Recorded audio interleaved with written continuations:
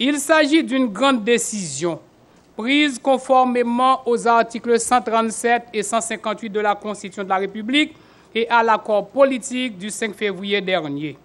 Je remercie le Premier ministre sortant, M. Evans Paul, pour sa contribution inestimable à la recherche d'un climat d'apaisement du point de vue sécuritaire et social dans le pays et pour avoir fait marcher l'administration publique pendant les derniers jours. Je remercie aussi les membres du gouvernement sortant pour tous les services rendus à la nation dans l'exercice de leurs fonctions.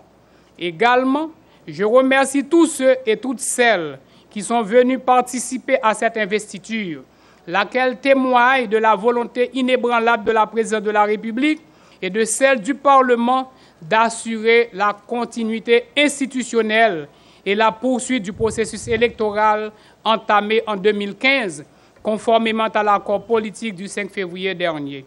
Votre investiture témoigne de ma volonté, comme je l'ai souligné dans le discours de mon investiture, comme président provisoire de la République, de garantir la protection et la consolidation des institutions républicaines, de la démocratie et de l'état de droit, et de veiller à la sauvegarde constante de l'intérêt général. Monsieur le Premier ministre, je voudrais vous rappeler que ma présidence est fondée sur 4 grands axes prioritaires: la formation d'un gouvernement, la redynamisation du Conseil électoral provisoire, la poursuite du processus électoral, la gestion efficace et efficiente de l'administration publique. Par ailleurs, en référence à l'accord politique daté du 5 février dernier, nous devons nous efforcer à accomplir ensemble les grands axes dans un délai maximum de 120 jours, tel que prévu dans l'accord du 5 février dernier. Bien entendu, nombreux sont ceux qui affirment déjà que ce délai qui m'est imparti est trop court. Toutefois, en ce qui me concerne, je reste convaincu que c'est faisable dans le délai imparti, moyennant la bonne volonté politique de nous tous. C'est pourquoi chacun, en ce qui le concerne, est invité à faire de son mieux pour le strict respect de ce délai. Honorables parlementaires, je suis particulièrement heureux de vous présenter officiellement le Premier ministre nommé. Il est le résultat de près de 2 semaines de consultation engagées avec tous les secteurs de la vie nationale, tel que prévu au point 2 de l'accord du 5 février.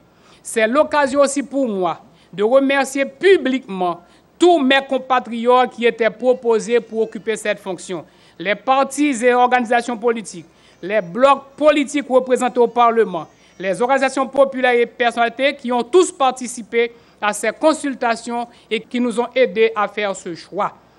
Monsieur le Premier ministre, vous devriez dans les prochains jours vous présenter devant le Parlement afin d'obtenir un vote de confiance sur votre déclaration de politique générale.